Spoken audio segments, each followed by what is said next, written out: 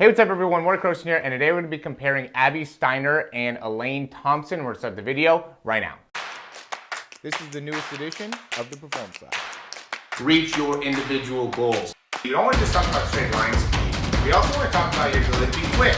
We break down your video. Let's make you into the quarterback I know you can become.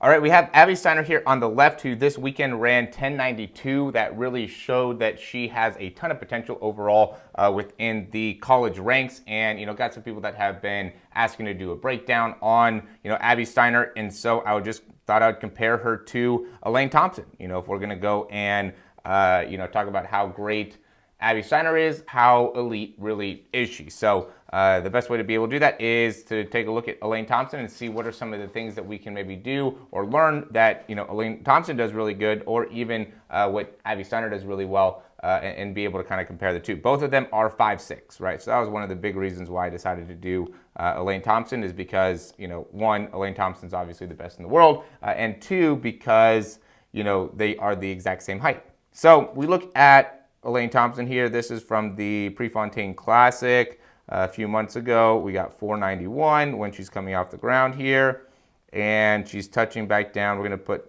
most of the focus on the right leg, coming back down at 523. So she's got, what do we got, 0.32 here in terms of her turnover rate, right? Pretty good turnover time overall. Right, and we'll look at Abby Steiner here when she's at her top.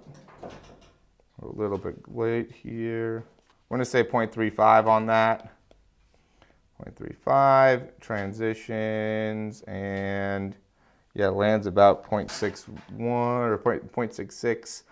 Can maybe even be a little bit after that, because she ended up landing a little bit, it doesn't seem like she's actually hitting the ground there, but she's at about that similar spot, right? So 0.31. So they're pretty similar in terms of how fast they're able to move their legs, which is great. Now we want to be able to get a better understanding of, what are they doing, or how much distance are they picking up per step, right? There's a few things that go into play here when it comes to top speed, and we can even take a look at contact time just to be able to see 0.23 when she lands. And she's definitely off by 0.32, 0.03.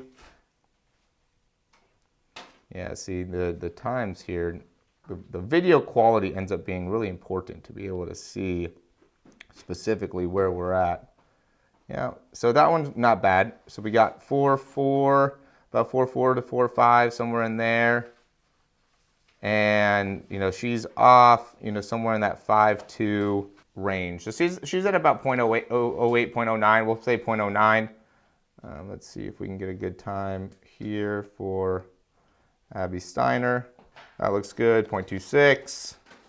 Yeah, and she's off, about the same time, 0.09. So they're pretty similar in terms of their, foot contact time, right? Maybe Abby Steiner might be a little bit quicker with her turnover time, how much time she's spending off the ground. And then the big thing, we're not going to be able to calculate all this, but Elaine Thompson does pick up 49.5, or take 49.5 steps altogether, where Abby Steiner takes 52, closer to 52, right? It's a little bit more than 52 steps. So that ends up being the big difference when it comes to the difference of, Elaine Thompson being able to run, 10.5, and Abby Steiner running, 10.9. So, there still needs to be some improvements that Abby Steiner can make. You can tell Elaine Thompson really has some long legs and does a great job of being able to reach. One of the things that we've been going over a lot here with the athletes that really come into the lab is just being able to, properly sync up that timing within that backside. So when that backside's pushing off the ground, you're utilizing that to be able to really reach out with that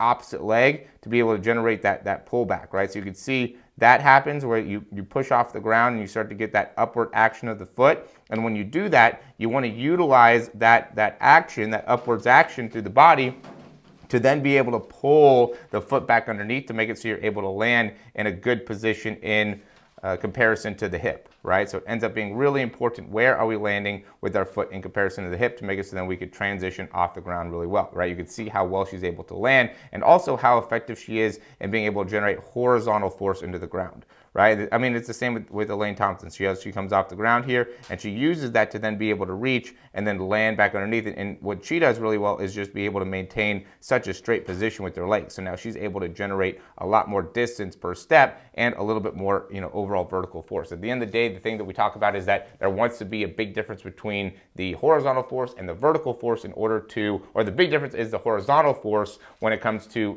top sprinters in comparison to vertical force, right? It's not a ton about how high are you getting when you're coming off the ground. Well, that is important, or how much of a vertical rebound we're getting, but really how much are we able to really to optimize the horizontal force into the ground, or pull that leg back underneath us. That ends up being a really critical part of being able to, run fast and achieve at a really high level. So if you have any questions off of that, let me know. The big thing that really stands out about watching women sprinting is just how quickly they're able to decelerate and then accelerate off of the ground, right? They're so great with their foot contact time, which is just, absolutely a phenomenal thing that really is able to, give you a perspective of where you can improve as a sprinter, right? If you are a, women track athlete, or, are a coach of women track or anything like that, the big thing that I would say that you could probably improve within the girls is, where they're landing within their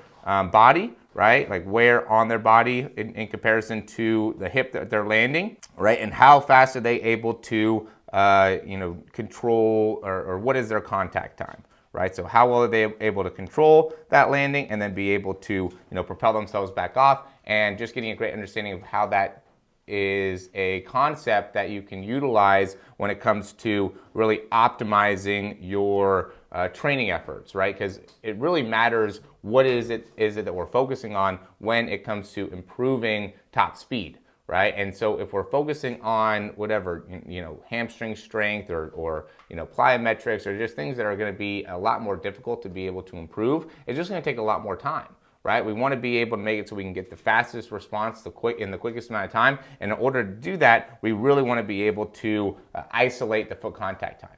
Okay, and there's a wide variety of different ways that ends up being important. But if you could really take that information and utilize it and implement it within the training of the athletes, you're setting yourself up to be able to get the best responses. So yeah, if you have any questions about that, let me know. We have some great programs going on right now in the description down below in terms of the speed program and getting breakdowns with that, and also the same thing with just getting a focused program towards your development as a sprinter, right? So we have an individual breakdown package, and then we also have a program package that are both at all-time low prices, and really something that I'm not going to be able to hold for very much more time, just because of all the different things I'm doing right now. But we're going to hold it at least for the month of April. I can't guarantee you anything after that. So again, thanks for watching here.